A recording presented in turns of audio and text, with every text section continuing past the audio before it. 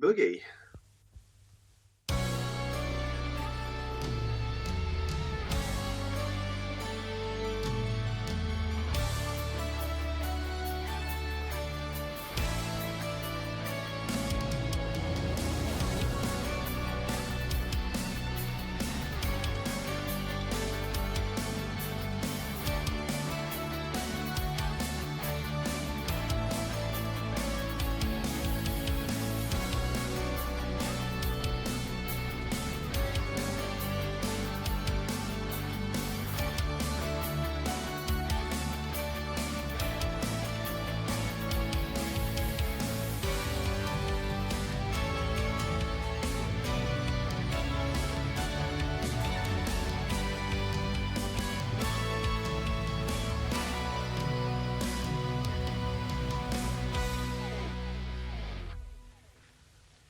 Hello and welcome back to The Movies Made Us Do It. Me and Matt are back. How are you, Matt? I'm pretty good, sir. How are you? I'm very well. It's been a pretty good week, actually, all told. Nice. In terms of films, not in terms of the Yes. world. I'm sure the world is going to shit as always. I tend to ignore that kind of stuff. But in terms of my little world of watching movies, I've had a good time, so I can't really complain. Sweet. How about yourself? Not too bad, actually. Mostly pretty good, yeah. Yeah, there we go. We're getting somewhere. Not a terrible start to the year, I suppose, as you could say. Well, I would say not. No. Do you want to kick us off? I have watched a movie that you have also watched. So Okay, which one was that? Is that? And we should start with that one Rip. then. Okay, then perfect. That's what I was probably going to go with first, anyway. Oh, marvelous. Well, okay then. Let's start with first movie of the year. I believe as well. It's what? It's the first movie that is made. Oh this yes, year, no, it's the first new movie of this year that we're reviewing. You're absolutely right. Yeah, because the other movies I've got are last year and the year before, sort of thing. So this is just this year. Oh, good. Yeah. Well, it doesn't matter because I've just realised. Sorry, everybody that's watching the YouTube version. I have not mentally adjusted for the fact that it's 2026 yet. So all of these movies say they came out in 2025 on the card. Give me like 5 months and I'll catch up. Be fine. Oh, it's just anyway. It's like being back at school when you write the date down and you're still writing last year's date. It's just so bad, isn't it? That's the way it works anyway, at the beginning of the year. It's the way I fucking work now. It takes me a long time to catch up. So anyway, The Rip, directed by Joe Carnahan, starring and produced by Matt Damon and Ben Affleck, also starring Stephen Yeun. And, Scott Adkins, like a whole bunch of stars. Oh man, okay, I've got to get one thing off my chest. You literally just said Scott Adkins is fucking completely underused in this movie. It's like I was so happy to see him, and then he gets fuck all to do. He's a man who occasionally says things. Yeah. Yeah, I agree. But anyway, this movie centers around a team. A crack team of they're called the Tactical Narcotics Team, TNT, which sounds cheesy as all hell. That just sounds like they came up with a TNT thing and thought, hey, how do we fit this in? Yeah, now if I say that they're a crack team called TNT, that has probably made you think of like an 80s style romp, which is not. This is not that, but with an AC/DC soundtrack. Yeah, like Navy SEALs or something. It's giving you pictures of like Navy SEALs or Miami Vice or something. But that's not this. However, it is set in Miami, isn't it? The film opens with Captain Jackie Velez getting gunned down by people in balaclavas. We don't know why. However, she was the captain of the Tactical Narcotics Team. And there are now rumors that she may have been killed by someone internally. And so we have the FBI investigating, and internal affairs are kind of looming over the whole thing.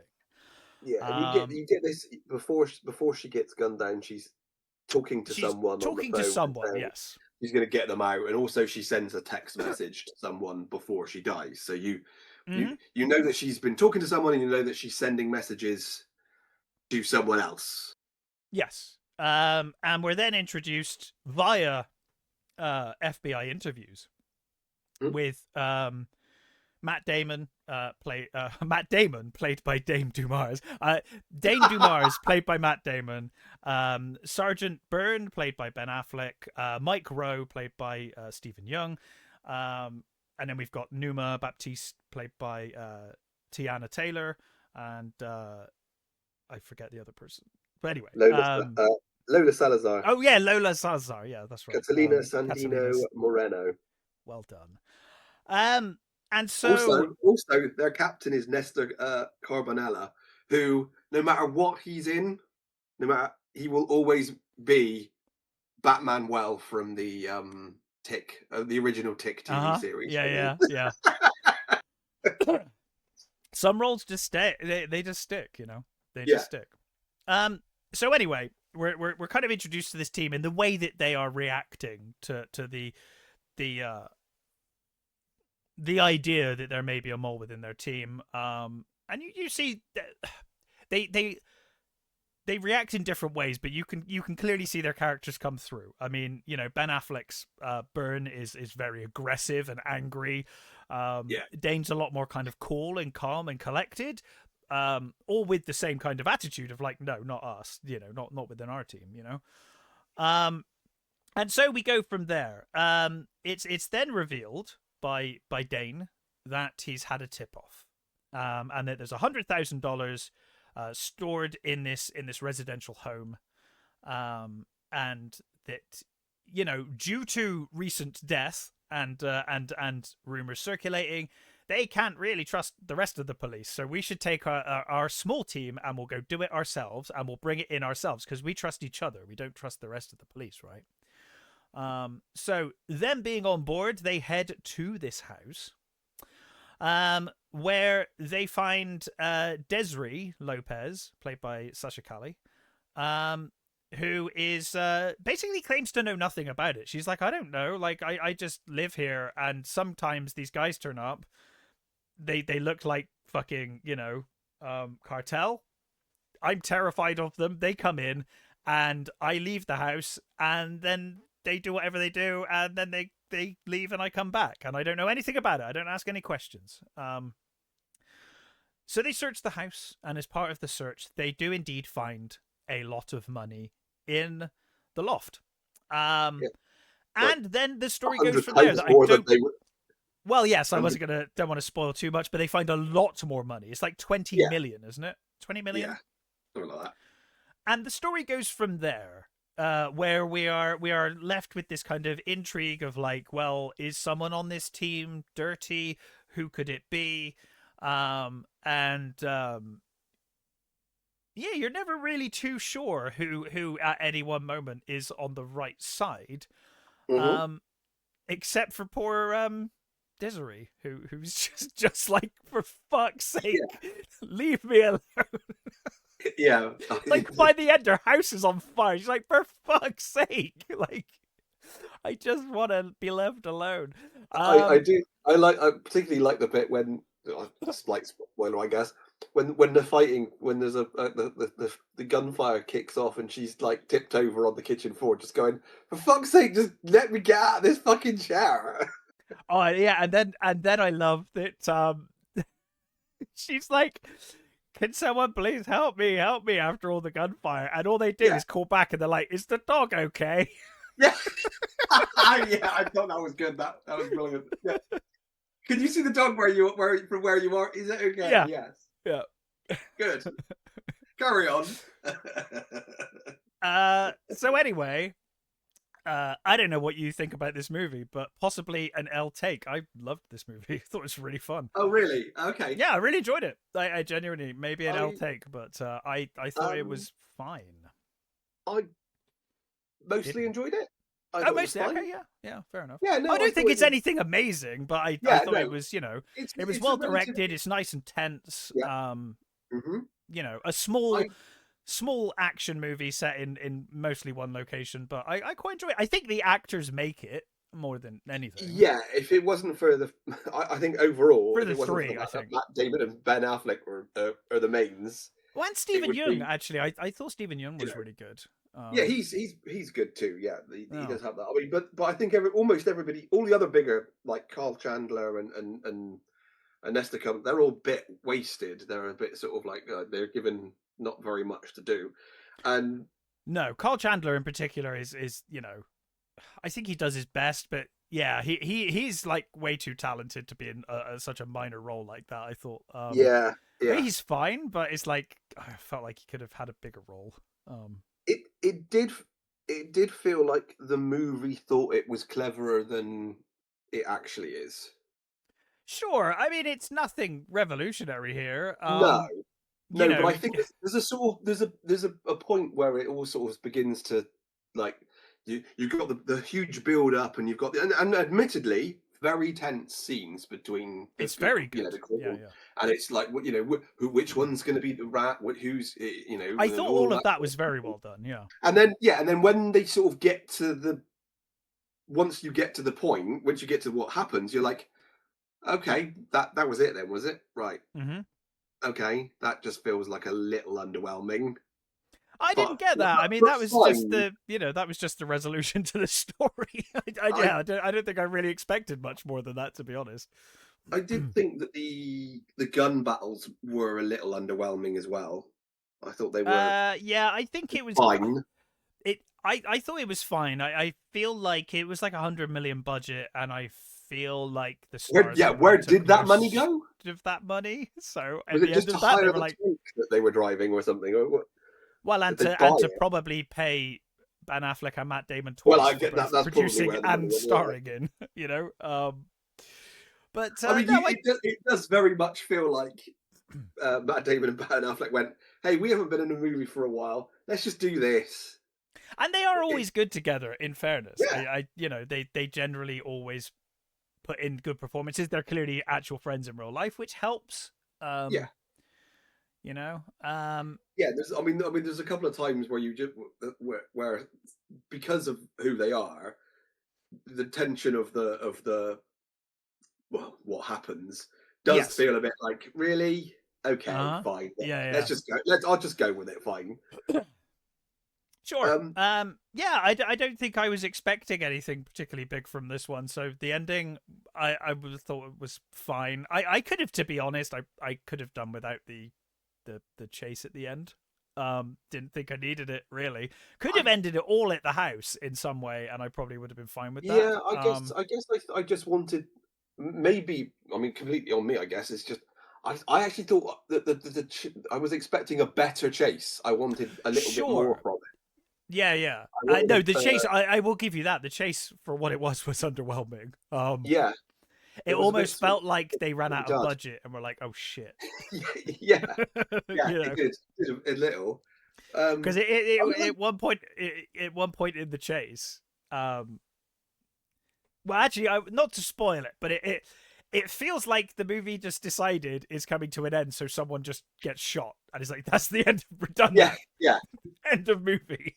yeah, Because we got to do our lovely lovely sunset scene at the end. I can't yeah. spoil that, but I mean, yeah, that I was to going to be say honest, something then, but that would have spoiled the movie, so I can't go there. But it was a bit I could cheesy. have Let's done put it that without that way. bit. They Yes, could have yeah. just ended it before that, and it would have been Yes, fine. I would say that was unnecessary. Yes. We didn't need that bit at all. No, we did not. It was just that yeah, they've done what they've done. Okay, let's move on, sort of thing. Let's But yeah no, yeah. we needed that. We had the little bit, which again just feels like they wanted that moment. They Sure. wanted a Yeah yeah. so. No. Uh, But but I mean, overall, I enjoyed it. yeah, it's not but not It's not by going any to blow means. you away. Yeah, but it is a very enjoyable. It's a tight You know, little action movie yeah, thriller. and genuine tension. There is some For genuinely sure. good tense scenes of when they're Particularly when you got bits like when Byrne comes back and he's like with a cartel member, and you're like, "What the yeah what the fuck?" yeah. It's like There's bits like he's that where it genuinely does keep you guessing for a little while there, and I did quite enjoy yeah, that. and I like the bits where you've got the two female detectives talking They were about what they great could do with counting the the money money. because they were left to count, weren't they? Yeah. Yeah, they were left to do the counting, and I mean, they did feel like they were kind of tacked on. They could have been given a little bit more to do. Sure. I was waiting for them to do something, and they Hmm. felt like they didn't quite know what to do with those two characters. But they did Yeah, get a I nice did. little. I did like when Lolo gets shot and she's like, "Look, I feel like I'm owed some of this money now. I've taken Yeah, a bullet, for fuck's sake." yeah, I was like, yeah. "Yeah, fair enough." And you do get a nice sense of, they're surrounded by all this money, and you Yeah. just sort of think, just this little this billfold here, just this little slither of cash Hmm. would be enough to set me up for the rest of my life. You just sort Well, of get isn't that. that Numa says that, doesn't she? She's like, "This would Yeah, change my life. Just this little wad of cash here would change my yeah, life." and You know? you get the real sort of like, you actually think, fucking just fuck it, take it, just Yeah. take it. Don't worry about that, because there's enough there that everybody's going to be happy. Okay, just take Mm. that bit, you'll be fine. Yeah. Yeah, and it Um. was okay. A lot. There was a lot of nice bits in it, and a Sure. few Yeah. disappointing things. I mean, the biggest disappointment for me was literally that they had Sky Kids and he got fuck all to do. And I think it was only because there's a movie, I can't remember which movie it is. There's a movie where his character gets called, I think it's Dollar Store Ben Affleck. Yeah. So So now you he just, plays his brother. Yeah. you Yeah. think, yeah, give him his brother, because that works, and you think, yeah, Uh this huh. is great, but he just doesn't get. You think, oh, come on, give him something to do. The dude's a fucking legend. Give him something better to do than I that. give him But at least, let him punch the shit out of someone at least. well, I mean, Let him, let him kick someone through a door. he kind of punches the shit out of Ben, but Kind I did, of, but you I want to see did some think, stunt acting from the stuntman. Although he is nearly 50 now, maybe it's time to, well, true, maybe it is time to transition.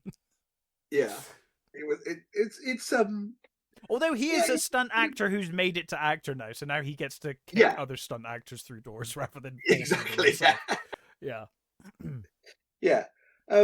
Yeah, it's got a good cast. It's got enough tense moments, and I Hmm. would say I would recommend it on that alone. Really, it's not an earth shattering movie or anything. It No, no. kind of, it promises to be better than it is.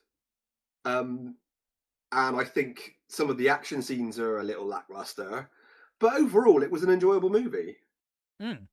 And Joe Yeah. Carnahan is done some pretty good, stuff previously. I quite liked to. Um, I think we both enjoyed Cop Shop. We did I think both enjoy Cop Shop. was the last one he did. There was, I mean, Smoking again, that Aces was, was, I love Smoking Aces is one of those wins that I think it's a real love or hate movie, yeah, because I I think like it. people genuinely hate that movie with it, like with a sort of passion, and I never got it. I don't understand why people hate that No, movie, but I really love it. I think it's a weird little, crime thing that has lots going on that works really well together. I think it all gels very well. I was going to say that Death Wish was a piece of shit, but then I realized he just wrote it. He did not direct it. So okay, that was I Eli haven't Roth's fault, apparently. I haven't watched it. I'm not Well, touching that. I know. I only watched it because it's on Netflix or somewhere, and I was like, okay. Yeah, it was like literally last week or the week before. I was like, oh, fine, I got an hour to kill, a Is couple of that hours. that's the Bruce Willis one, isn't it? Yeah, it's the Bruce Willis one. I did Yeah, not I care for it. no. I mean, But yeah, he's done some great on stuff. paper, that whole idea is it's a sort yeah. Bruce Willis seems perfect for a remake of Death Wish, but Yeah. I'm not sure I really want to see it. But Mm. Oh, he did Narc as well. mm, Yeah, I like Narc as well. yeah, Yeah. he's done some pretty good stuff. Yeah, And this absolutely. is, And like I I said, this did is, enjoy this. I enjoyed this quite yeah, a I lot. did. um, but yeah, cool. There you go. I think I recommend it a bit more than Matt, but we both recommend that one. That was a good one. Yeah. So, what else have you watched? So I am going to go with The Life of Chuck. The Life of Chuck. So A this movie one's that I dated. almost watched because it's Mike Flanagan. Well, that's it. I'm a fan. That's kind of what made me sort of look at. We were looking up. Me and my wife were looking up something to do with Mike Flanagan, Uh huh. and I was because you know, he's doing The Exorcist, isn't he? His next project, and it's like, Yes. no, please don't. I mean, even If it was anyone else, I would not even be entertaining yeah. this movie. I mean, it's at least got him going for it, but I Yeah. just wish they wouldn't. It just Oh, feels me now, too. especially after the last lot. They've only made 2 good ones in the entire time that Yeah, they've been making these movies. Just stop. I started watching the TV series and that was Oh pretty no. fucking It's terrible. immediately way too over the top, that Yeah, TV show. I think I yeah. got about 2 episodes in and I was like, no, this is ridiculous. Like No, I you've think exactly ruined, the same. you know. So we sort of saw that he'd done this, and it was like, oh, I'd forgotten. I think I knew he did it, but I just completely forgot about it. And I saw Yeah, it was on yeah. Netflix, and it's labeled 2024, but I think it actually just came out last year, so it's not actually Probably over 2020. here at least. Yeah. Yeah, so it's based on a Stephen King short, Yes. which you know it's Mike Flanagan, so of course you think, yeah, mate, okay, that makes sense. And it's a story about about the life of Chuck, um, Hmm. and it's told in 3 chapters, and it starts with 3 and works backwards. Okay. Which for some people already alarm bells are going off, Not but if it's done well. Not if it's done well. well, I think this is done very well. Um, so we're basically introduced to Chiwetel Ejiofor's character of Marty, Hmm. and he is a teacher in a high school, and he's teaching Walt Whitman, Hmm. and basically things start going wrong. The internet goes down, Right. and then you know other things start dropping off, and weird things keep happening. Um, so he phones his ex-wife, Felicia, played by Karen Gillan, Hmm. who is a nurse at a hospital, and they have this sort of weird, this conversation about sort of life and what's going on, but they keep seeing this. So Marty sees this billboard for you know happy retirement, Chuck, 39 great years, and it just Hmm. shows this picture of Chuck, a smiling sort of accountant looking Tom Hiddleston Chuck. And he's Yeah. thinking, well, what a weird thing that is. It's just an odd little sort of billboard. And they're talking about it, and Karen's character hears a radio advert say the same thing, and they just think that's Hmm. really odd. Meanwhile, in the bigger world, things are going completely wrong. Everything's dropping off. Not only is the internet's going down now, like sinkholes are opening up, and there are floods and all over the world, and Yeah. massive catastrophes are happening, and California falls into the sea, which just reminded me of a Bill Hicks sketch, which I love. Not sketch, comedy bit. Um, and you know, these adverts for Chuck's life keep appearing. He's watching telly, and there's good luck, Chuck, 39 great years, sort of thing. He just doesn't understand it. It's really weird, and things are, life is slowly going terribly wrong, and everything's falling apart. And you get this wonderful scene where he goes to he goes to work. He's going to go to work, and his neighbor comes out and goes, "Hey, if you want to go to work, you're going to have to drive to this road and round here because it's all fallen in, and there's a sinkhole, and it's all." Hmm. And he's like, "What are you doing?" He says, "Well, I'm just going to sort of sit around here, sort of thing." And it's Matthew Lillard, and in an incredibly small role, one of Matthew Lillard's most wonderful performances. It's just Right. him sort of seeming to be really chipper about the end of the world, and then slowly coming to realizations about Oh, what? life. Like he was just in denial the whole time, or Well, no, it's a sort of oh, he's fine with the world ending, but he's kind of reflecting on his life. yeah, and but Right. he's sort of really just sort of jolly about it, and then he slowly starts peeking into crying Right. and sort of, and it was a beautiful, it's a tiny little thing, and I just thought it was a wonderful little performance. And again, weirder and weirder things are happening, and this Chuck thing just keeps happening. And they have Mm. no idea who he is or what, what this is, and it feels very strange. And then slowly, even the lights go out, and but all these advertisements for Chuck appear Mm. on windows, just normal windows everywhere. Right. And I'm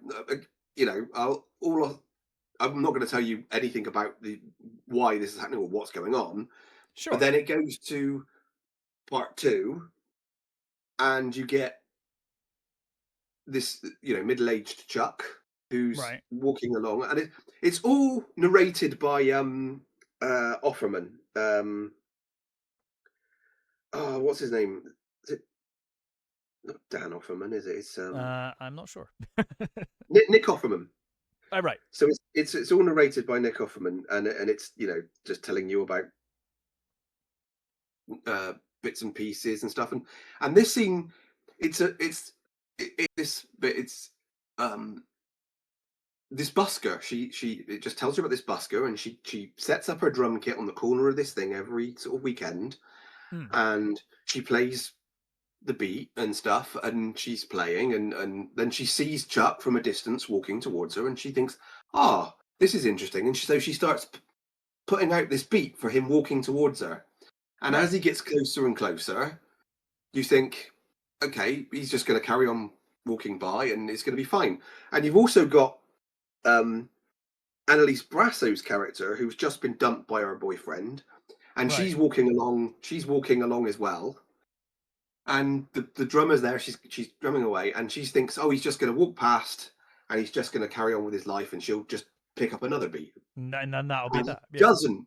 He stops, and he stood there for a bit, just listening to the beat, and he gets a flash of a memory, and then he starts dancing, and there's this wonderful scene where he just grabs um this woman, this Annalise Brasso, and they just have this wonderful dance thing, and it's wonderful, and just tells you about his character, bits about his character, and if you're listening and if you're paying attention, and it's lovely, and that's all I'll say about that. And then in the last scene, but which is the first, you get young Chuck and his Sure. history and what happened to him, and how he was orphaned, and he Hmm. went to live with his grandparents.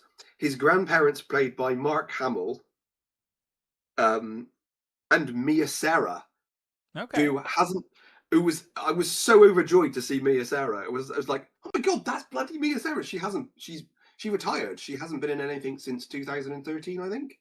Right. So she retired, and she said that she wanted, I think she saw Flanagan and said that she loved his I think it was the demony vampire one.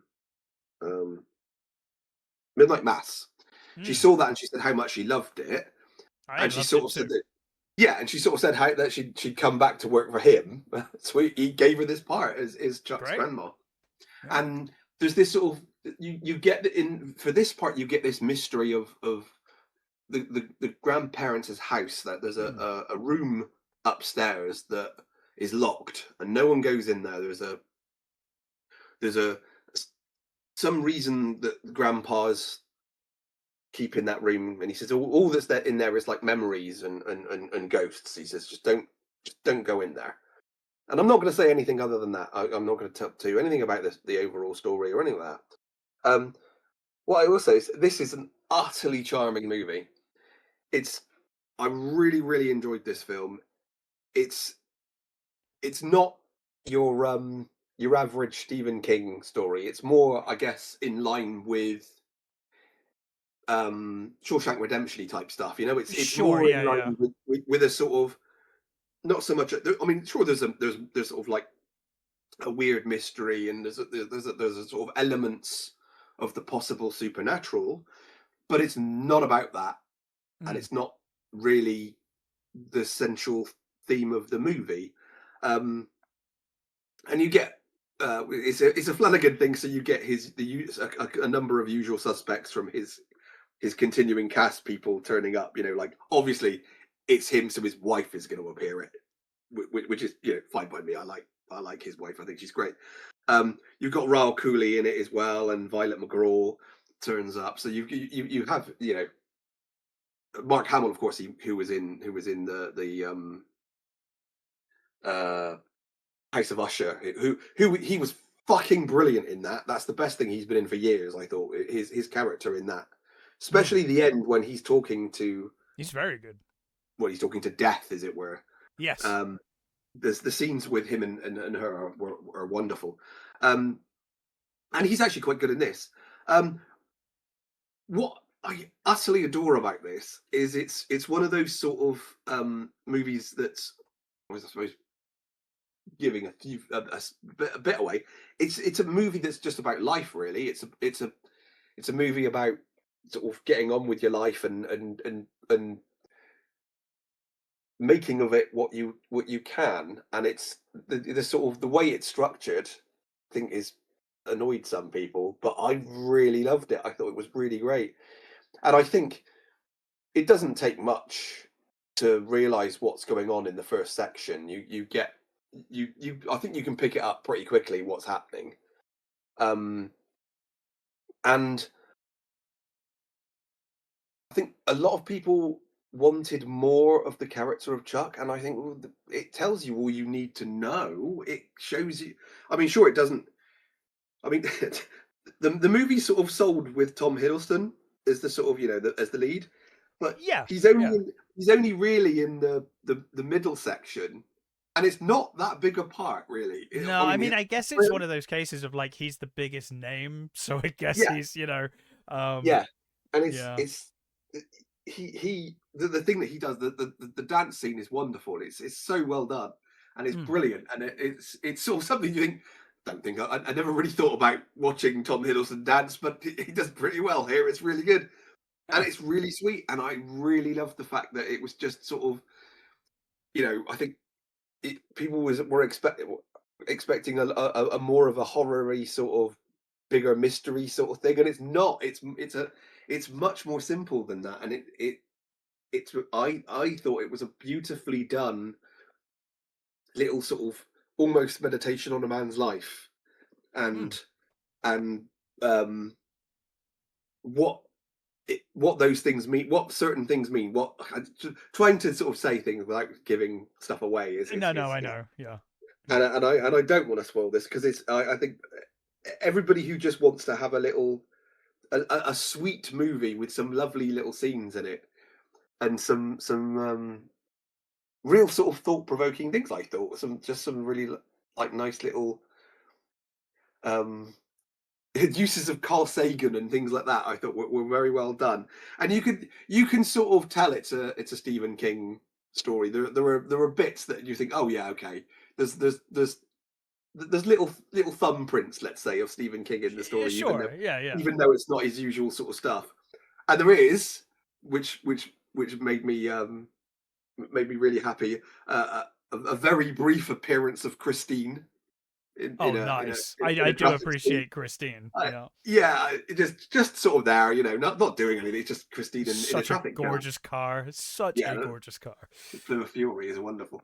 So yeah, I really do. I highly recommend it to anybody who wants a little bit of whimsy, and it doesn't want to be taxed too much. I don't think, because it's not about the bigger mysteries of this thing. It's more about just the small things and Yeah. the little how we deal with stuff moments, which I really enjoyed, and it was just a real joy to watch, and I really liked it a lot. So yeah, I That highly sounds recommend great. Love the Duck. I will Big definitely check it recommendation out. for me.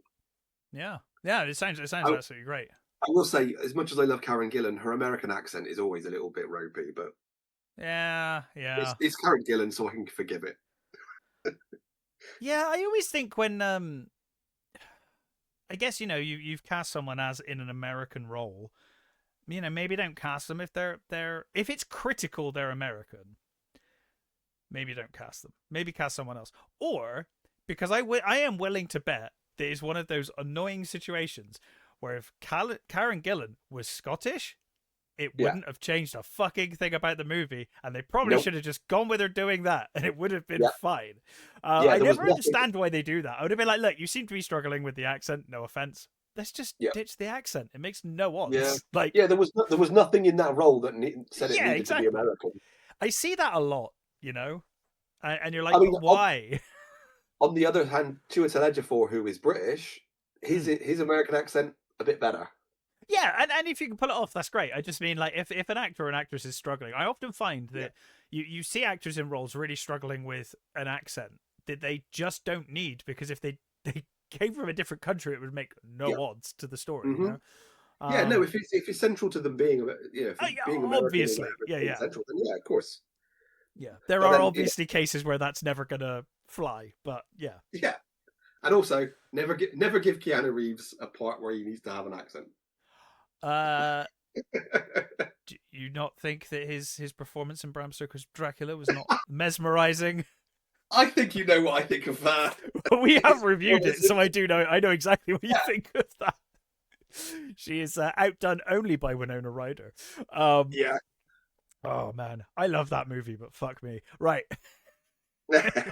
we've done a full review of Bram Stoker's Dracula. If you ever want to hear us go through that one, but yeah, I will definitely check out The Life of Chuck. That sounds fantastic. So I went back to the cinema. Well, the Watershed. Check you out. Check me out. I saw no other choice. Directed by Park Chan-wook and starring Lee Byung-hun, Sun Yu-jin, Park Hee-sung, Sun, sorry. So obviously Park Chan-wook, big fan. Love, obviously love the Vengeance trilogy, but all the way back to like even JSA. I think JSA is such a great movie, underrated movie. And I know he'd arguably. Sorry, I was going to say what annoys me about it's the Vengeance trilogy, but people only ever talk about Old Boy. No, they're all good. They're all good. No one ever talks about Lady Vengeance or Mr. Vengeance, Sympathy. And those movies are fucking amazing. They're brilliant. I love Sympathy for Mr. Vengeance. It's such a great movie.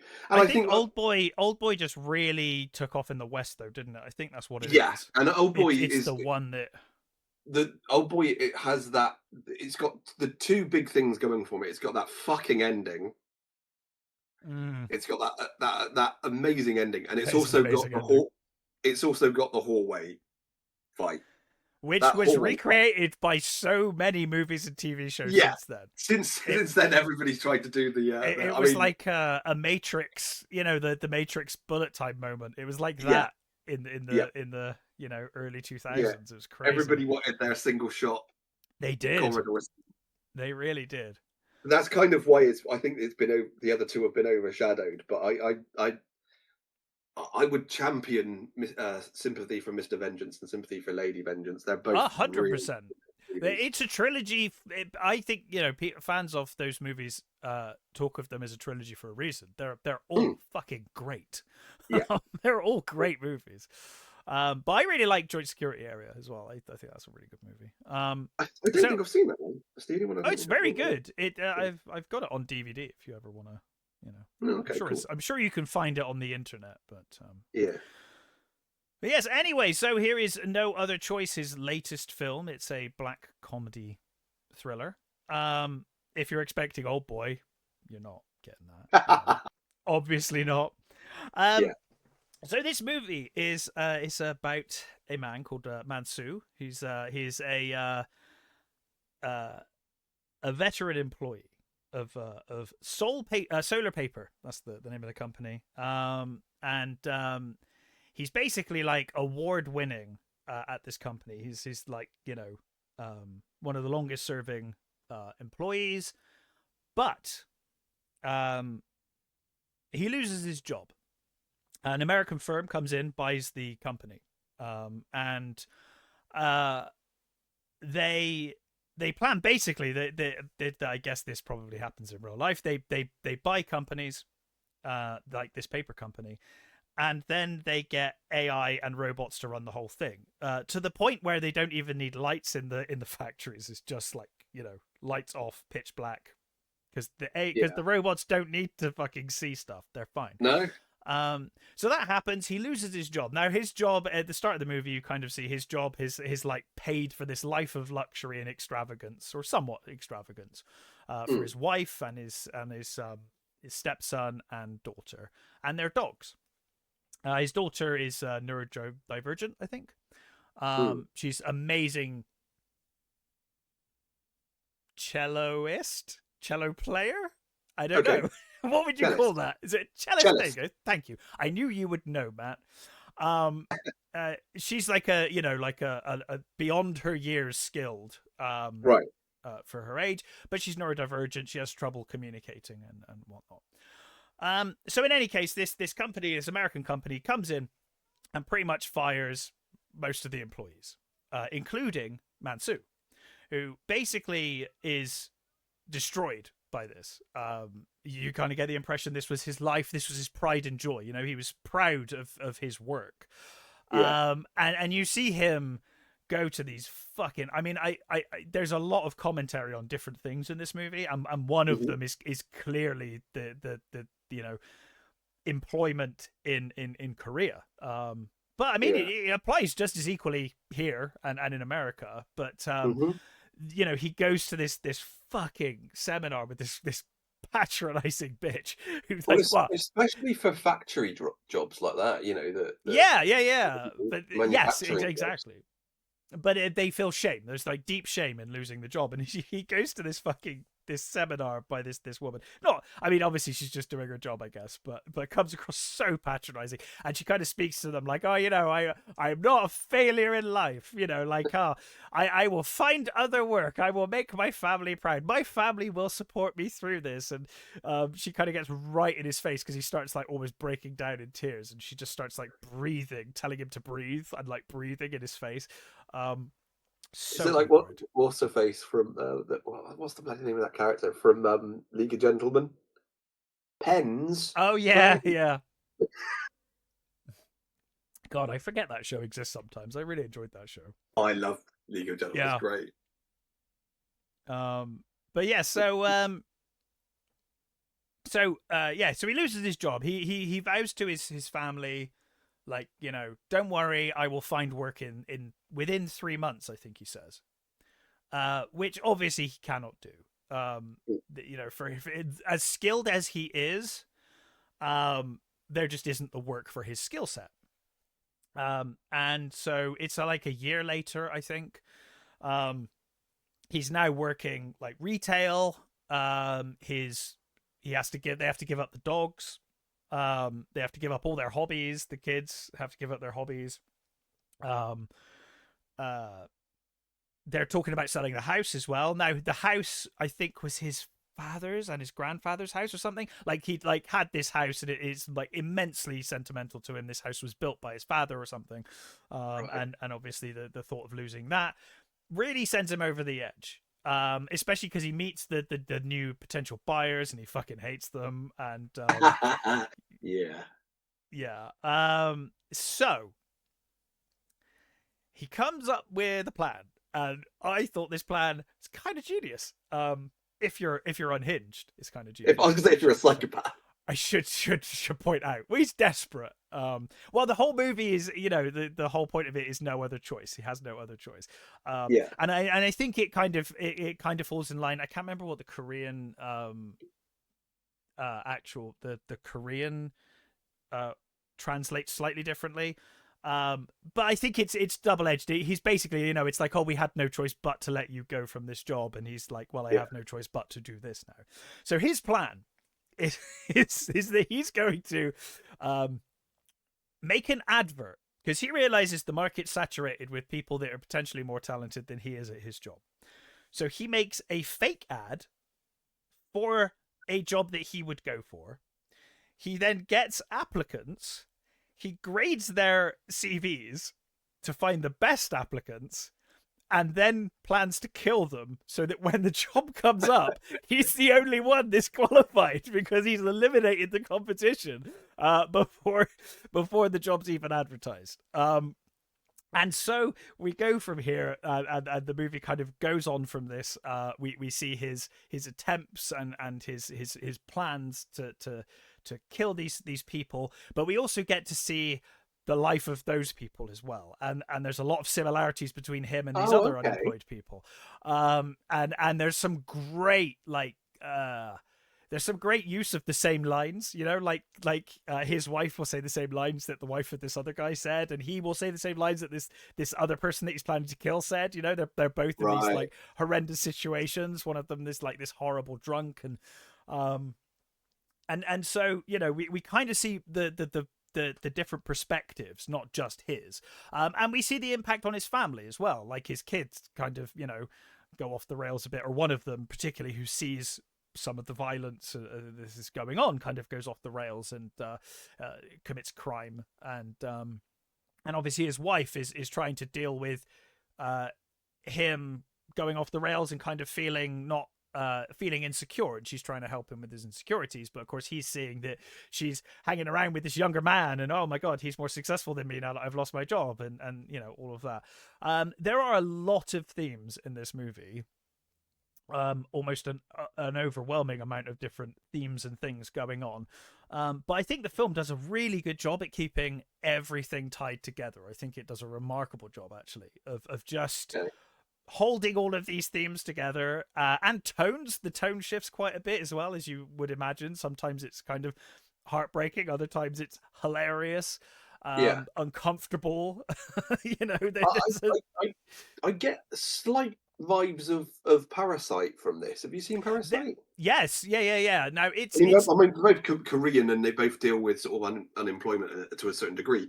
But yes, I would say they're quite. I would say they're quite different, but there are certainly similarities. And they're both excellent. So, you know, I loved this movie. I thought this was really, really well done, particularly for the amount of themes and stuff it's trying to cover, and tones that shifts through. And the cast are stunning. The soundtrack is amazing.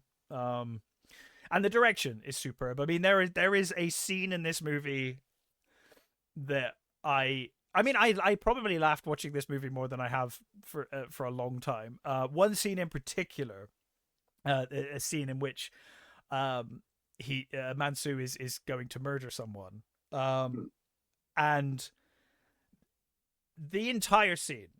You'll know it when you see it because there's loud music playing. He turns the music up to kind of to mask his killing, and it starts with them both shouting at each other over the music because the music's too loud, but the music's really loud so that the guy's wife can't hear him kill him.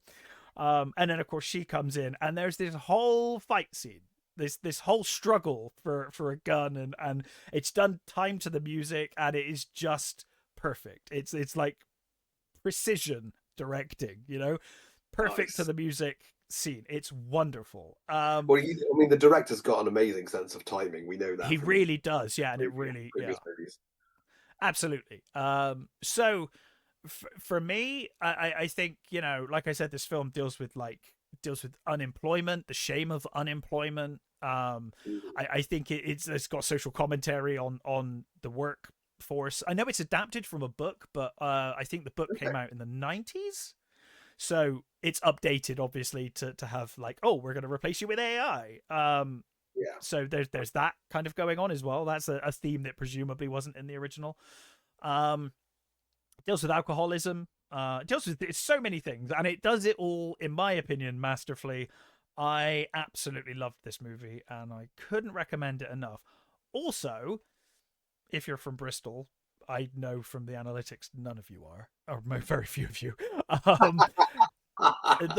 The Watershed is a very small independent kind of cinema thing we've got going on here. They show a lot of indie movies and art movies, but they've got a reasonably big screen, and this was sold out.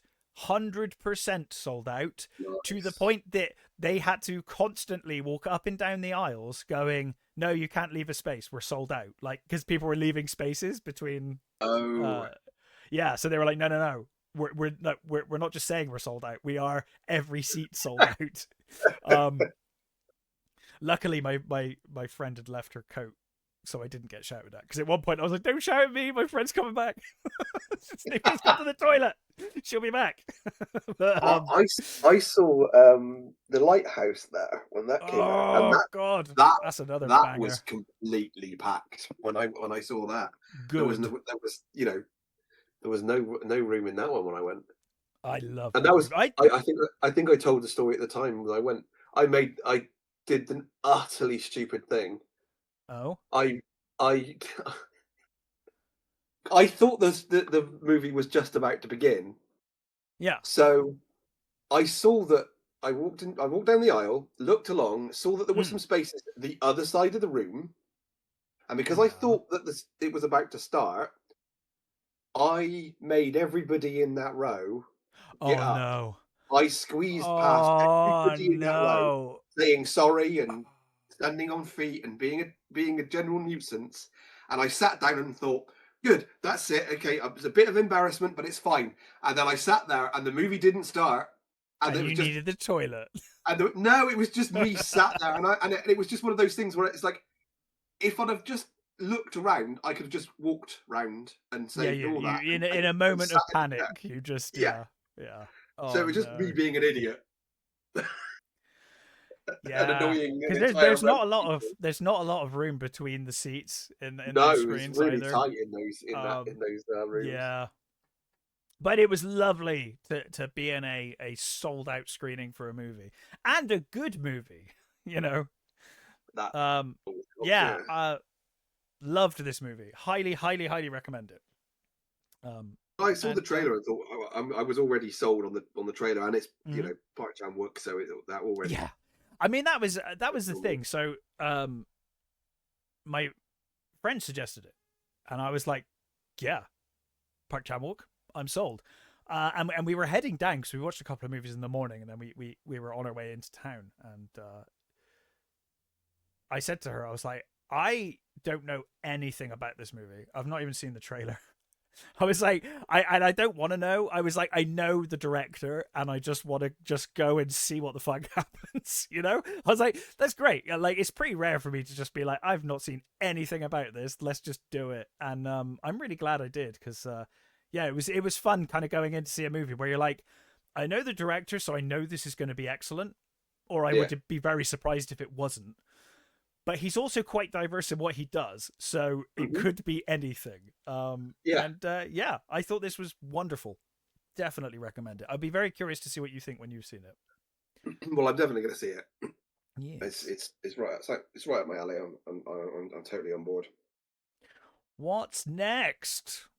So I will go with Train Dreams. Train Dreams, one of the two movies you suggested I watched that I didn't have time to watch, but this one did catch my eye already because it looks fantastic.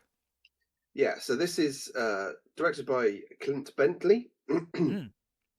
Who'd previously done Sing Sing and something called Jockeys, which I haven't seen either of.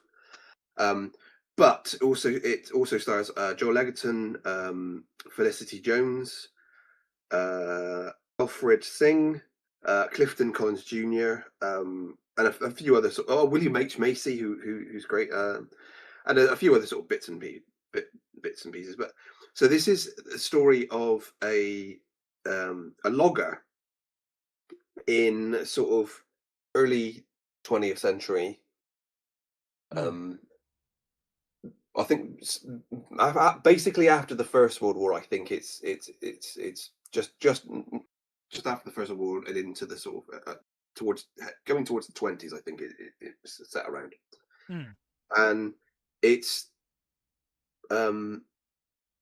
your Robert Grainer is the guy, and he seems to has this sort of attitude where nothing really interesting interests him.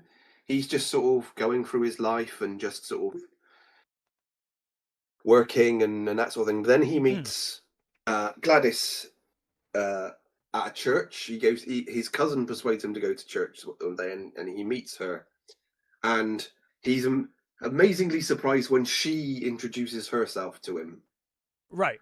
and that's never happened before. He's never had a woman talk to him or anything Hmm. like that, or she's an interesting sort of woman to him, and from there they become an item and they get married and they have this wonderful sort of relationship, this wonderful sort of almost fairy tale relationship.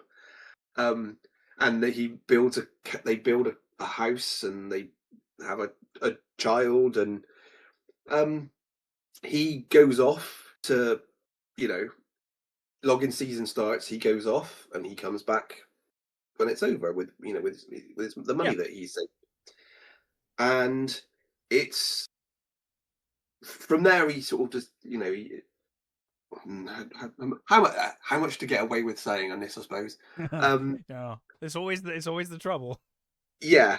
So basically, this is an was written. It's based on a book, um, and I get the impression that the character in the book is a little more is a harsher character. It's a little more. I think he's involved with the happenings a little bit more. So Yeah. there's this thing that happens at the very beginning where a Chinese worker that's with them um, is picked up and thrown off the bridge that they're building. Right.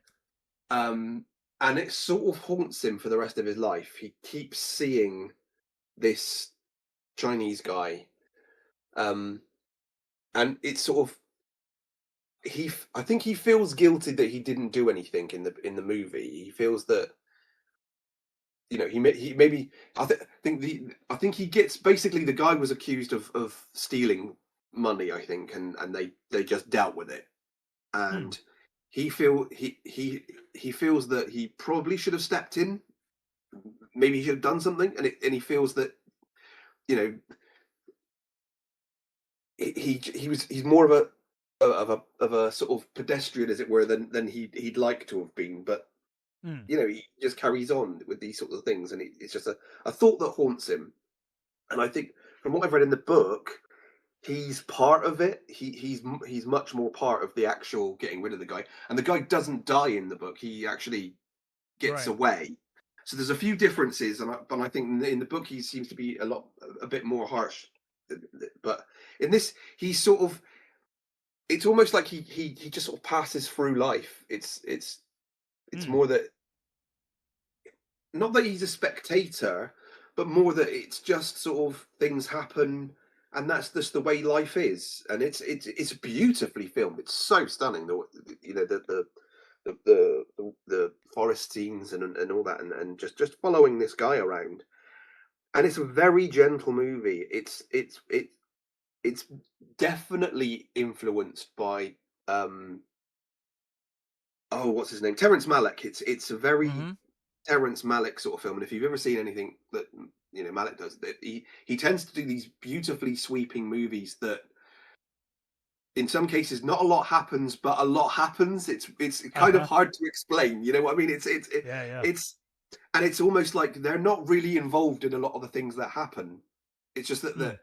those are things that happen. You know what I mean? It's Yep. They're almost like just being. present at the time. Yeah. Yeah. I mean, there's a wonderful scene, and I'm going to spoil this one because it sort of shows what I mean. And he's talking about, because there's another movie that's narrated. Hmm. This one's narrated by oh no, I can't find his name. Will Patton. So Will Patton, who's fucking amazing voice. I love Will Yeah. Patton. Incredible. So this is uh and he tells you about some of the people that he's worked with, and you get this little story where he says the on this job they didn't no one spoke for about a month, and then one night they're all talking, and this guy gets up and goes, God, can't a man get any peace around here? And he walks off, and that like tells you everything about these guys. It tells you some of these guys just don't want to have a life and talk to people. They just want to work and get on with their things. And there's this other guy who, like, they call him Bible John. Oh, Apostle Frank. He's called, and he Right. just talks about the Bible non-stop. Uh He's huh. constantly talking about the Bible, and they're having their like lunch or something. So they're all sat around in this sort of little clearing, and he's waffling on about the Bible again when this guy turns up, and he just says, "Excuse me, sorry to bother you. Don't mean to interrupt, but I'm looking for this person." And they all just sit and stare at him. And he Right. says, "He's also known as this other person." Nothing. And then Apostle Frank gets up and legs it. Right? This guy Right. shoots him in the back, shoots him, goes over, finishes him off, right? Shoots him again. And he Yeah. turns round and nobody's moved. None of the other men have moved at all. They've all just sat there letting Right. this scene unfold. And he turns around and he says, "If any of you have a problem with what I just did, I'd rather you do it now. I don't want to spend the rest of my life looking back." He said, "All you need to know is that man killed my brother, and that's why I was here." He Right. says, "And that's it." And no one says anything again, and he just walks off. And that is kind of what the movie's like. Oh, It's a sort of it. It's just this guy going through his life and things happening, and great things do happen to him, And I'm going to spoil another thing here, but I think you get that from the trailer maybe. His wife and child die in a fire while he's hmm. away. So there's one season they talk about it, and he decides that he's not going to go. So he stays in the town and he does odd jobs, but he doesn't basically make enough money for them. Mm. And they decide that he's going to go and do another season at the logging, and with the money that he makes, they're going to basically open up a wood yard. They're going to do their own little mill, and it'll be great. They'll Okay. have their own thing to do. So he goes off for the season, and when he comes back, um, the forest is on fire, Right. and he tries his best to get to his cabin, but of course he's overwhelmed. When he does get to the cabin, it is complete ash. The only thing left of the cabin is the stove and the bed springs. And he then spends months going from town to town in the area trying to see if his wife and child got away. Sure. And from there, it's, what happens to him after. Yeah. And again, it's a big dramatic moment, but it kind of is just a sort of, that's what happens. You move on, you get on with it. You, and I'm not saying it's blasé about it. It's not blasé about it. It's it's just sort of seeing how people can move on and how people cope with it, and Yeah. and that they can cope with it and they can move on, and you know even in those moments, even in things like that, the world is still beautiful, and there are still things that are fantastic, and there's a just wonderful little bits like they again I'm slightly spoiling bits, but there's these wonderful bits where some of the workers die, and um, they bury them, and they say a few words over what they say, and they do this thing where the trees that are where they bury them, Mm. they nail their boots to these young trees.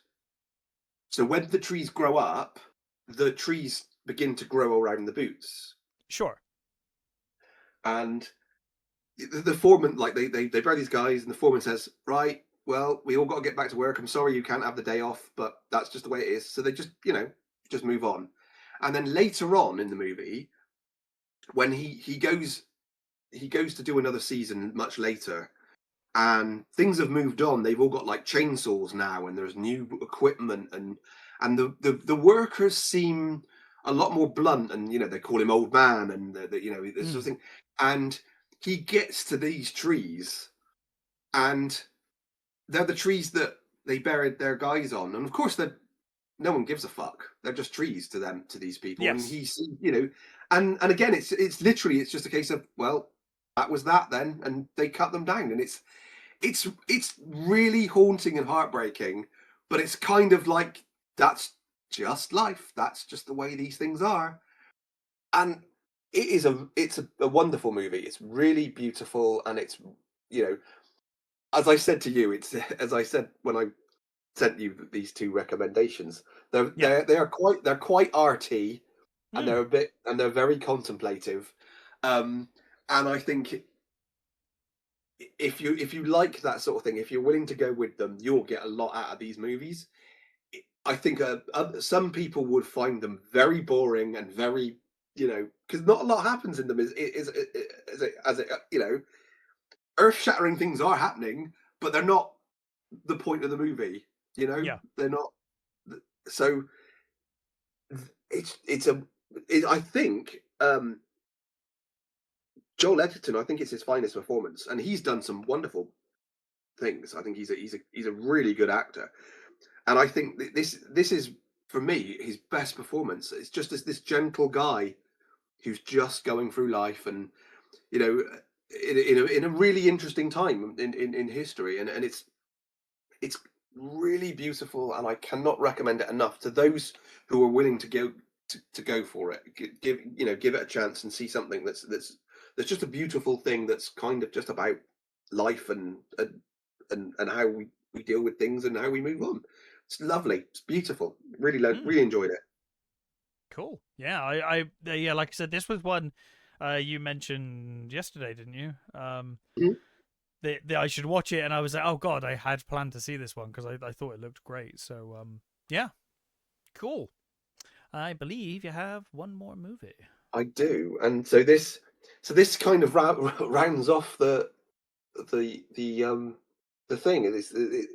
Without meaning to, I sort of ended up watching three movies that all kind of have a similar sort of thing. They all have this sort of not your average movie about stuff. It's so this is I also saw Die My Love, Mm-hmm.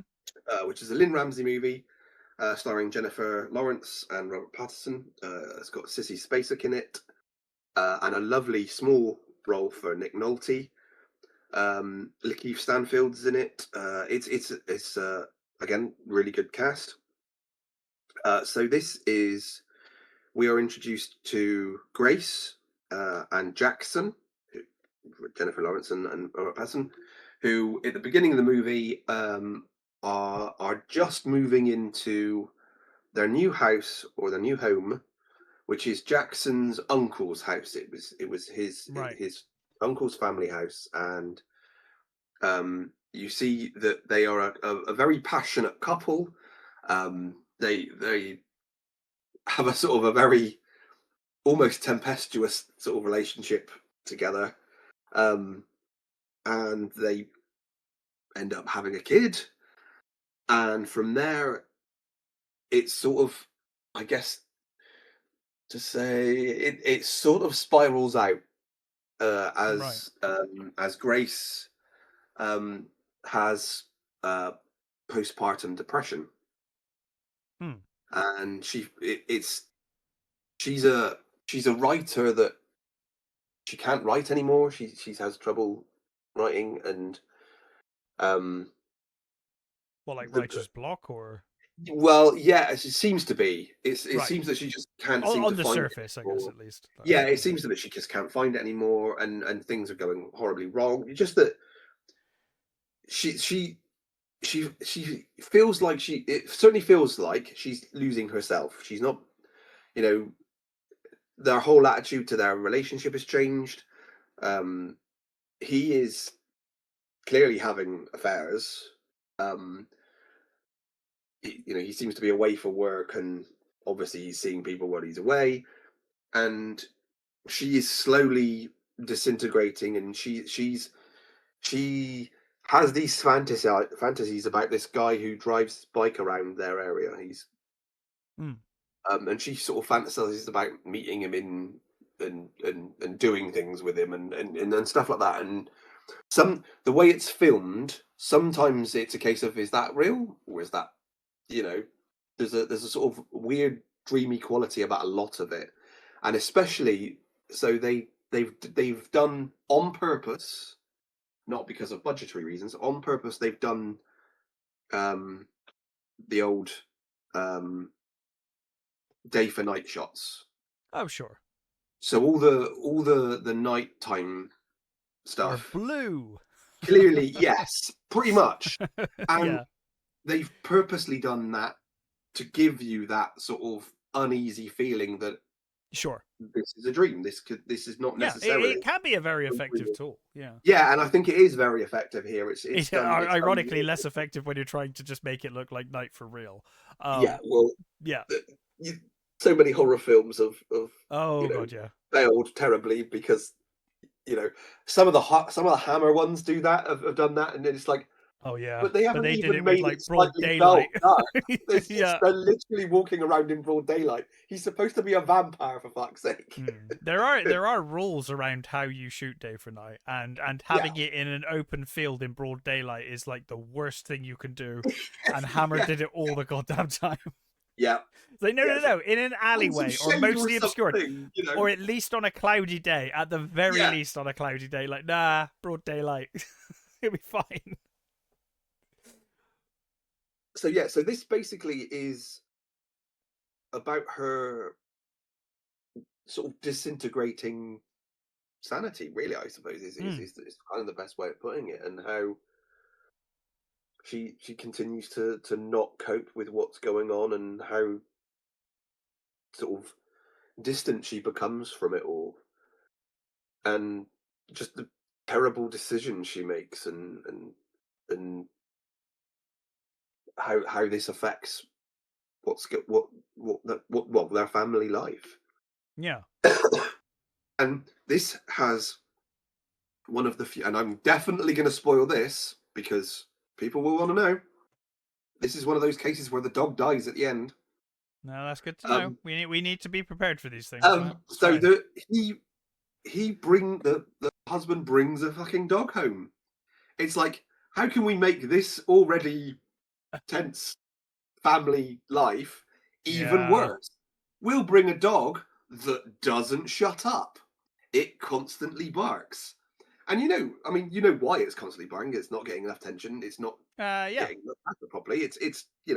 But it was one of the very, very few moments where I actually thought maybe they should just just get rid of the dog. Just take it away. You don't need to kill it. But they do a very good job with the sound on this.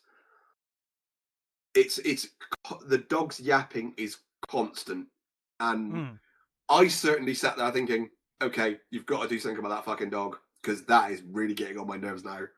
And that's the point, that it's supposed to get into your skull and make you feel what she's feeling, that she can't cope with this dog anymore. mm. So spoiler, she does kill the dog. Okay. Well, I um, appreciate knowing that. That's good to know. yeah, yes, I think there's a website for that thing on purpose. There is Um, indeed.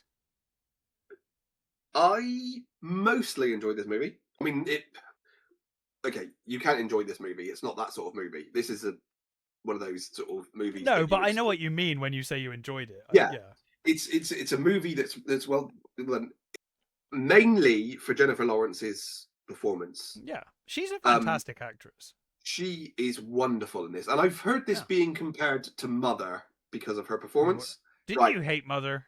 I fucking loathe Mother. I I hate thought you that. It's did. one of I was like, I it's seem to remember Matt having very strong negative one opinion of about my that most movie. hated movies, because that movie kept poking you in the head and told you it was clever and kept saying, "Look at what we're doing. Look at what we're doing." This movie doesn't fucking do that, thank God. So Mm. any comparison to that, like, no. Although I will say, oh, as I said when I reviewed that movie many years back, that movie is full of wonderful actors, wonderful performances, Oh and yeah, 100%. it looks beautiful, Mm. but it's a fucking terrible movie. Um, this is not that. Um, I will say I thought Patterson wasn't so good. Okay. I didn't get the feeling that they were. I think I would have liked to have had more passion for their characters to begin with, to Sure. real build on the disintegration. And I didn't get enough from him. He did, and I'm not saying that he's a bad actor, because he's not. I think we've both, kind of championed Patterson before because I think Oh yeah. he's in some wonderful Fantastic. stuff. But I think in this, I felt like he was a little bit lackluster. He felt a little, almost like he was cruising through it, and it didn't feel. Mm. I didn't feel the passion from him that this character needed. Um, the small Nick Nolte role is his father, who is uh, suffering from Alzheimer's and is slowly, succumbing to it. It's a very small role, but it is beautifully done, by Nick Nolte. And Sissy Spacek is his mum. Is again is wonderful. She's there's this she has this since her husband passes away, she starts sleepwalking and stuff. Mm. And there's this thing where you actually see her sleepwalking at one point, and she's sleepwalking with a rifle. Right. And there's a story about um the uncle whose house they're living in, and he killed himself. Right. And they ask about how he she asks about how he shot himself. And let's just say, there's something ropey about the connection between those two characters that doesn't quite add up, which I thought was Right. quite funny. Um, the, there's, I mean, I'm a old white dude, so my fucking I'm never gonna experience what the character experiences in this movie. Um, Sure. so I'm not sure how well that experience is done. I thought, from what I saw, I thought it was very well done. Um, Again, like the previous movies, this is a book. I think it's Spanish. I think, oh no, French. I think it's French. And again, I think in the book, I think the character is a lot harsher. I think she does more terrible things, Mm. and I think that is one of the only things that this movie does suffer from, is that it's whether you would connect with the character or not, because she's not she's not a character that you can really root for. You know Mm. what I mean? Because of some of the things she does and some of the things she says, and you realize that, she's ill. It's the illness that's making her do this. Yeah. But there's a degree of, whether you care or not about her character, and mostly you do. I think, well, certainly I did. Mostly I did. I think there are times where you're verging on, this. I hope something happens because I'm getting a little bit, it's beginning to lose me, let's say. But I think overall, I thought it did a very good job of that, and I think maybe the book does a better job of Mm. that. But from what again, from what I've heard, the book also makes the character even more unlikable, because I think she does even worse things in the book.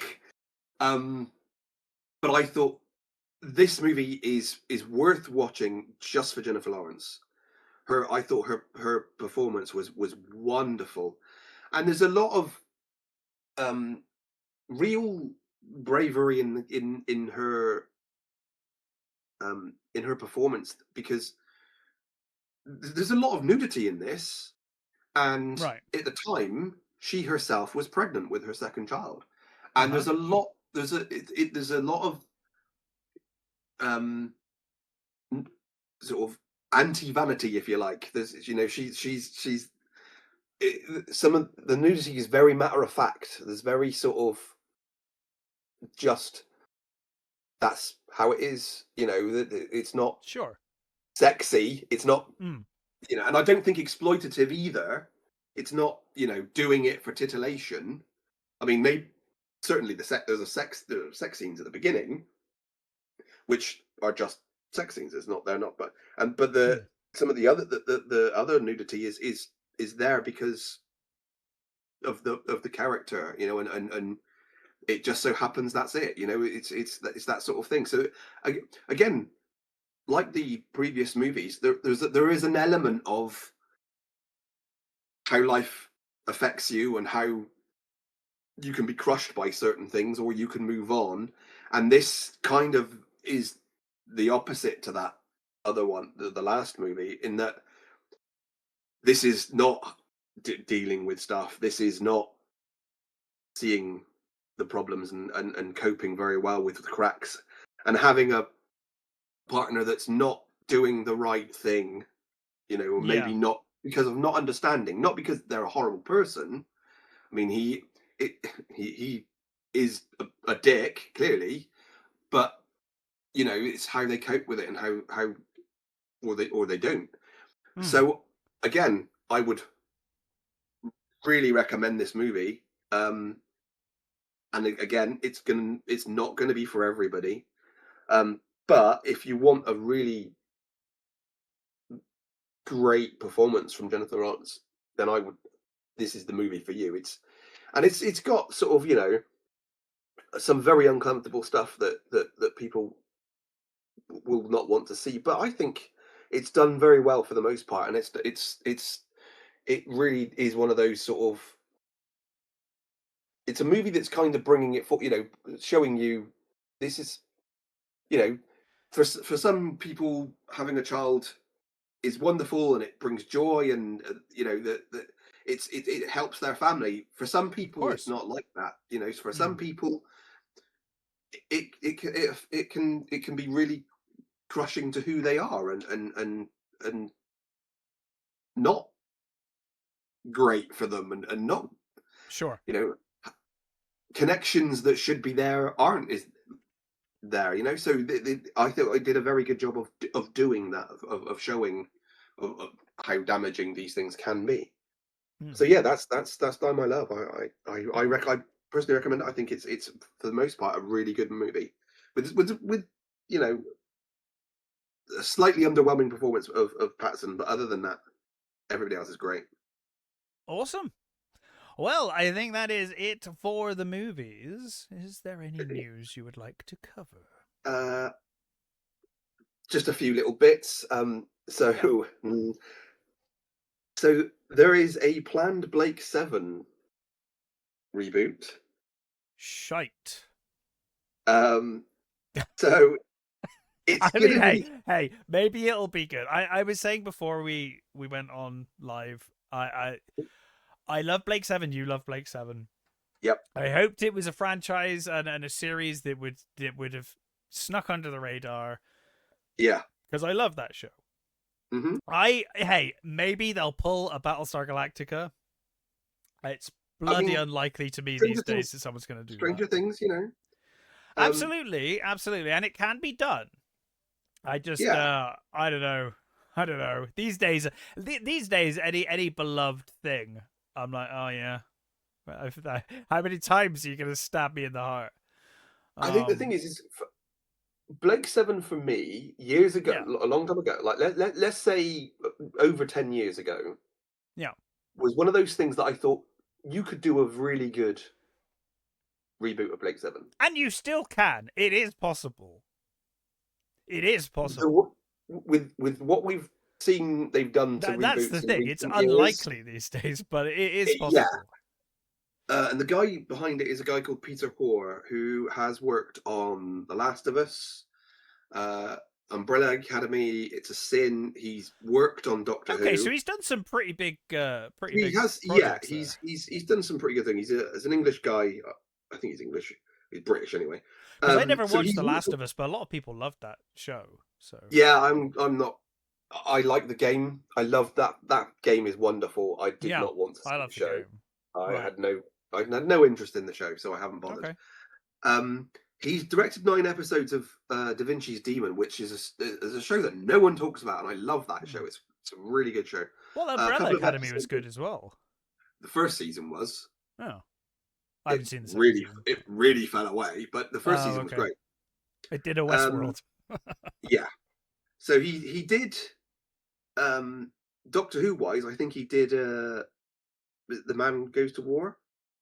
He did Oh that God, episode. what happens in that? Do you know? Yeah, it's I think it's one of those ones that I It remember sounds like a Matt vaguely. Smith title It's for sure. yeah, it's a Matt Smith one from what I remember. Okay. Yeah. But he also done one of the new ones with Shoot Get One, so Okay. I mean, Yeah.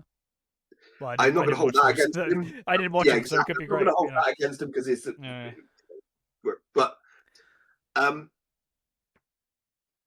I I kind of like to have seen a like 7 years ago, not right now. I think it just spells disaster for me. It sounds I'm not, maybe like you said, maybe they could do a pull a Battlestar and you know do something really good with it. I'm just I mean, they because might. It's just like I think, like recent years have just yeah. Well, pushed me to where I just don't see that happening. the weird thing is that the original was very of its own politics and its own time. Yeah. And the I thing mean, is I know that that.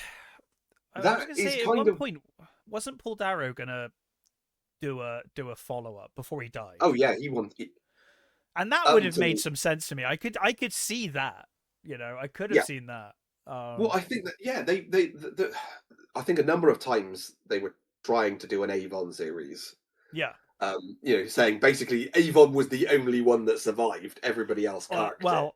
Also, as a fan of the show, Yeah. and feel free to disagree, but Avon Mm. was the best character in that fucking show. So, like, I It mean, was. don't get me wrong, I Of course liked he all was. the characters on that show, but Avon was amazing. With the exception of Servalan. Well, yeah, I know why you liked her. I mean, you have yeah, but she was good. She was a great she villain was too. she was a Yeah, great not only villain. was Yeah, she yeah, sexy as fuck, she was also a fucking amazing villain. yeah, She yeah. was a No, she great was villain. she was a great villain. And Um, Travis could be a good villain at times, and yeah, sometimes he yeah, was he had his terrible. moments. He had his Yeah, moments. Yeah. depending on who he's played by, I think probably you know. Mm.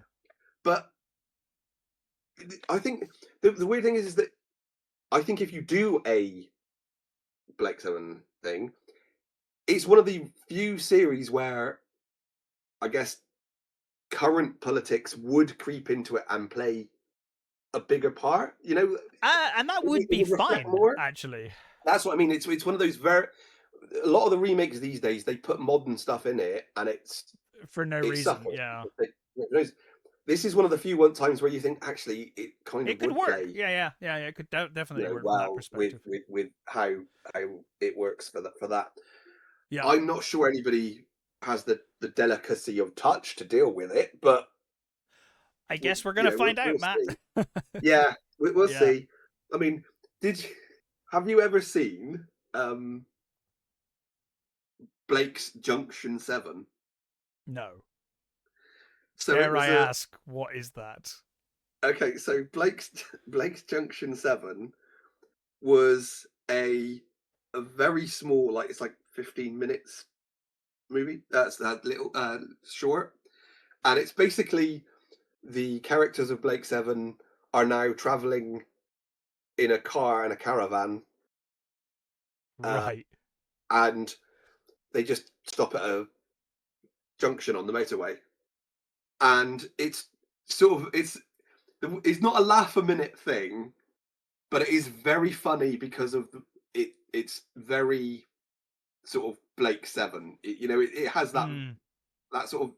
So you've got Mark Heap as Avon. You've got Okay. Martin Freeman as Villa. You've got Johnny Vegas as Blake, and Okay. and my personal favourite, Mackenzie Crook as Servalan. That does sound really funny, in fairness. It is really funny, and it's got Simon Farnaby in it, and Justin Edwards, and Rachel Cassidy, and it's just a very small thing, and it's just sort of and it's got the original voice of Aurak as well. It's Oh, got amazing. um, Martin Freeman as Villa, just walking around carrying Villa. Carrying Aurak, and he's like, I'd like the fish and chips, please. And Aurak, what do you want? I'd like a brown ale, please. it's only funny if you've If you ever like seen Blake Seven, yeah. Blake Seven. Yeah, I think if you've never seen Blake Seven, you're not going to get anything out of it. And it's a like I said, it's a very small sketch, but I really love it. It's very Yeah. silly and very British. I will have to give that a watch. I was unaware of that until today, so yeah, it is on YouTube. I will did watch it after this show. Yeah, it's I liked it anyway. Yeah. The other thing I'd like to talk about is the Masters of the Universe trailer. Talking about reboots and whatever. Indeed, they apparently watched the Dolph Lundgren movie and thought that's a good idea. Let's set it in the modern day. That went really well the last time we did that. When they announced they were doing that, I'm like, for fuck's sake, can we not? It's I don't know why. Now I can see from the trailer, and it could be a misdirect, but hopefully they're just doing a hey, this is his origins, and there won't be too much on modern day Earth. Yeah. Hopefully. So I feel like I've been burnt too many times to where I'm like, oh, that might be all of the Eternia we see, and then you know what I mean? Like that's the trailer is all of the Eternia you're going to see in it. It'll all be on Earth. Well, weirdly, it's one of those few times where the trailer actually made me think, okay, I might be a bit more on board now. There was definitely some fighting in modern day Earth though as well, so it's not just like. But from what we'll see. We'll see. I enjoyed Thor, which did that. It did the hey, let's set it, not on Asgard but on Earth. Yeah. I'm like, okay, it kind of worked. So it's not that it can't work. I did feel like a lot of it looked like AI. Like I know it's not. It's a very unfair thing to say that this was an AI thing because it wasn't. But it does look like someone used some AI prompts to be like make a He-Man movie. It does suffer from shiny CGI. That's I think that might be what it is. I tell you, the guy they got to play him though, I forget the actor's name, but he looks great. I don't know actually. He genuinely looks like Adam. His name is he's not even listed as first on the bloody thing. Nicholas Geltzine. Okay. The first bloody name on the thing is Morena Baccarin as the sorceress. I didn't actually know that she was playing the sorceress. Yeah. I know Alison Brie's playing Evil Lynn. And Idris Elba's Man at Arms. Yeah. I did notice. I only watched the trailer once, so don't shout at me if they were present. But I did notice a distinct lack of Orko. I don't think he's in the trailer. I didn't see him. I know that's a plus. Yeah. Well, I'll give him credit for that. I liked Orko when I was a kid. Yeah. He was one of the few of those sort of characters in a cartoon. I will say, I agree. He was the best of the bunch. Yeah, and I actually have the Orko figure as well. That you had the little pulley that you. Yeah. Pulled the pull and he went round in circles for some, which is weird because he's supposed to float. But sure. It looks like this guy's been in lots of sort of teen heartthrobby stuff, which makes sense. Looking at him, I'd say that makes sense. He's got a look for it, hasn't he? I thought he looked great.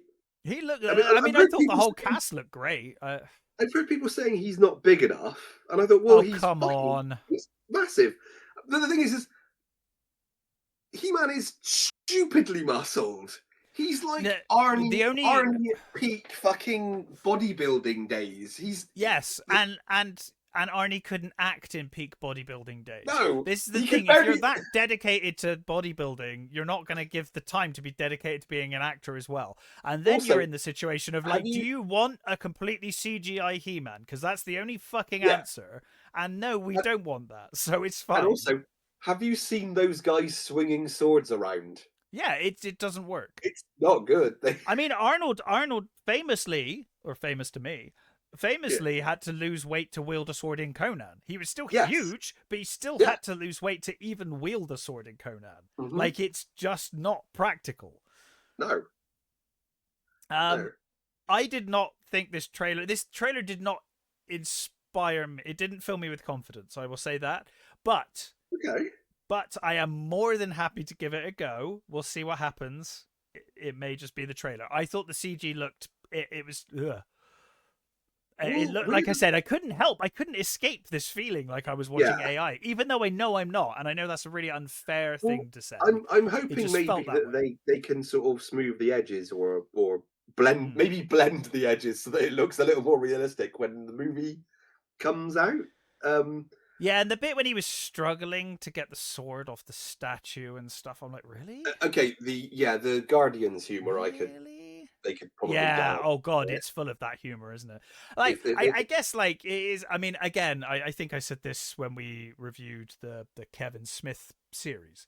oh God, But yeah, but I'm not as attached to He-Man as you are. I watched He-Man as a very young kid, but it wasn't necessarily something I remember as well as like Transformers was much more my kind of time, right? yeah.